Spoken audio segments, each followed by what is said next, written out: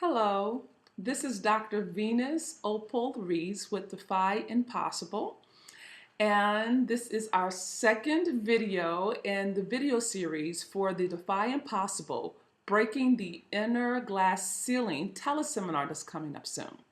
So let's get right into it. So let's begin with the definition of our terms, okay? So self-esteem. So the topic of this talk is self-esteem versus self-worth and how that difference impacts your bottom line. So self-esteem is defined as a psychological term wherein you or I or people, we evaluate ourselves based on our opinions, our feelings, and beliefs about ourselves. It's an internal evaluation. It's in essence you talking to you about you based on what you feel and what you think about you. Okay? Self-worth is based on valuation, not evaluation. It's based on valuation. Valuation is a finance term. It's used in property, is used in philosophy and ethics, okay? And self-worth is defined, or at least how I'm using the term. Self-worth is defined as an outward or an external assessment of an asset to a community, a group, or a market, okay? So self-esteem is a self-evaluation. Self-worth is an external assessment of an asset, okay? So internal, external, evaluation, assessment, okay? And the reason why that's so important is that if you really comprehend that you're running your business based on how you feel compared to running your business based on the value that you inherently bring to life, you're going to have a whole different result in terms of your finances, in terms of your bottom line. So let me slow it down and break it down. If you think about your property value, the value that you have to your home, okay, is it dependent upon how you feel? No, it's market driven. It's dependent upon what the market deems at that time. So it's either a buyer's market or a seller's market, but it's not dependent on how you feel, what you think. It's not dependent on what happened when you were 12. It's not. It's a whole different measure. And there's a lot of money that can be made when you shift from self-esteem to self-worth. That value is not the same as feeling. And if you're running your business based on how you feel about you, or how you feel about your client, or how you feel about the economy, that's going to give you a very different result than if you're looking at what is the value I naturally bring to life.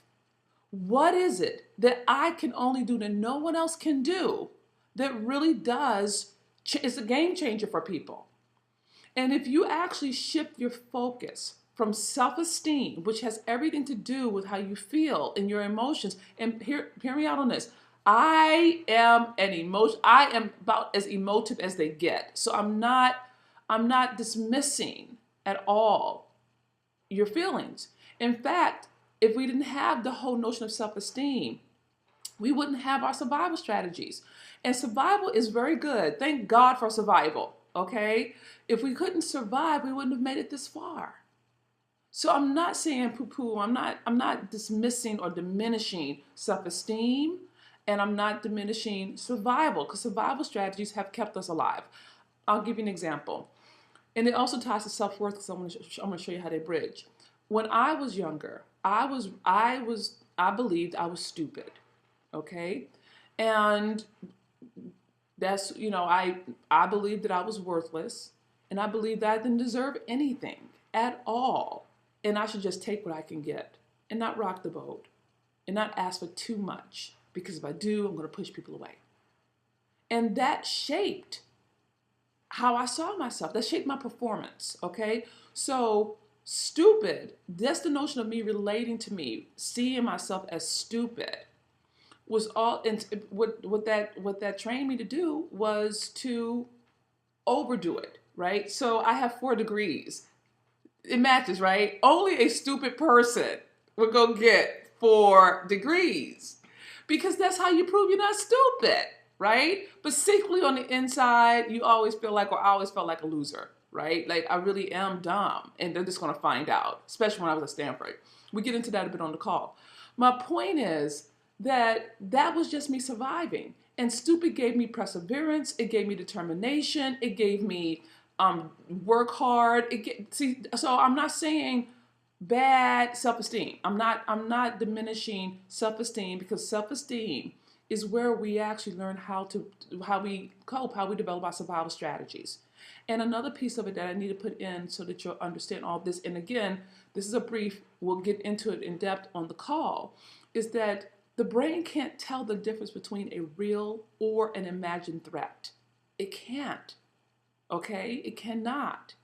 So whenever you're threatened, whenever your survival comes up, you're going to do what you know to do in order to survive that moment.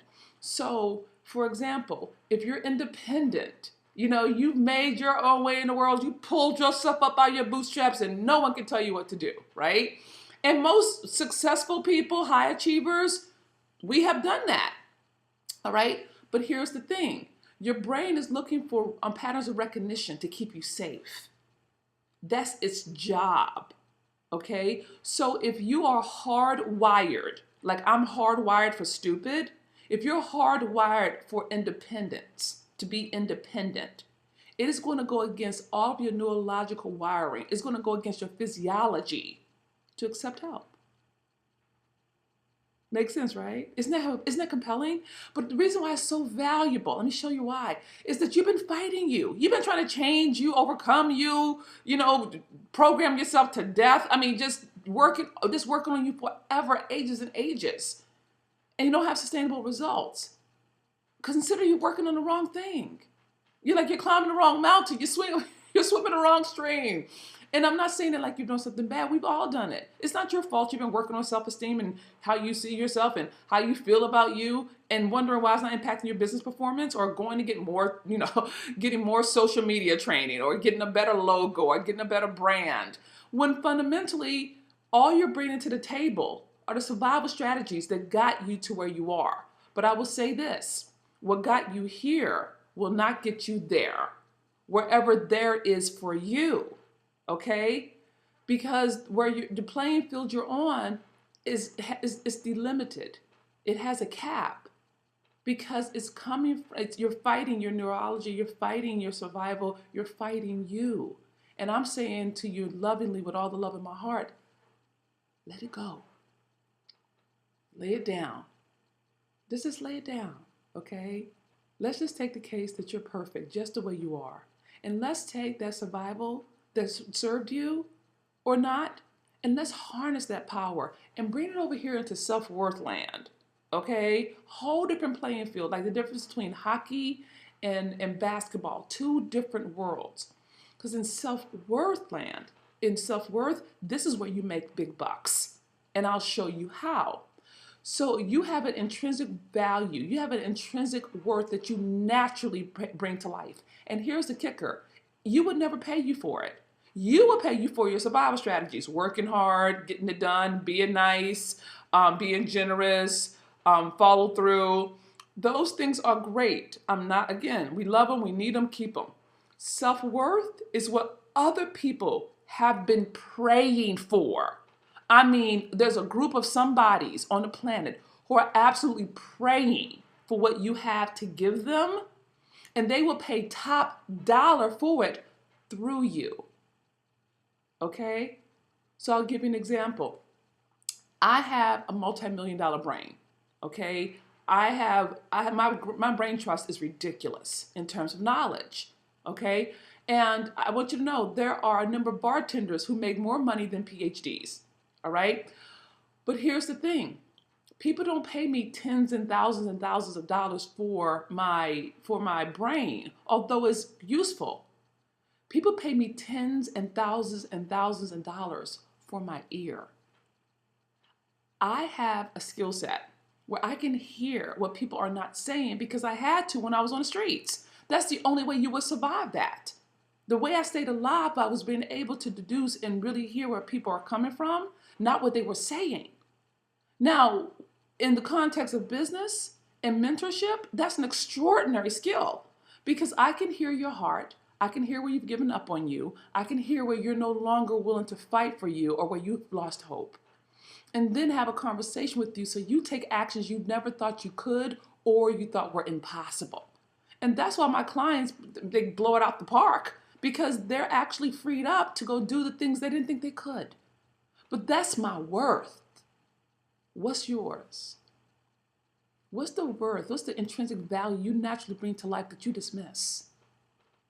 And how can you harness that to really live a whole, full, extraordinary life and make miracles, make millions, and be proud of yourself? Well, we'll get into that on the teleseminar. So this is Dr. Venus Opal-Reese. Thank you so much for allowing me to love you fully. And keep your eye on your email. We're getting ready for that last video for the teleseminar, Breaking the Inner Glass Ceiling. 5 secrets to increasing your net worth through self-worth. Have a glorious day. I love you.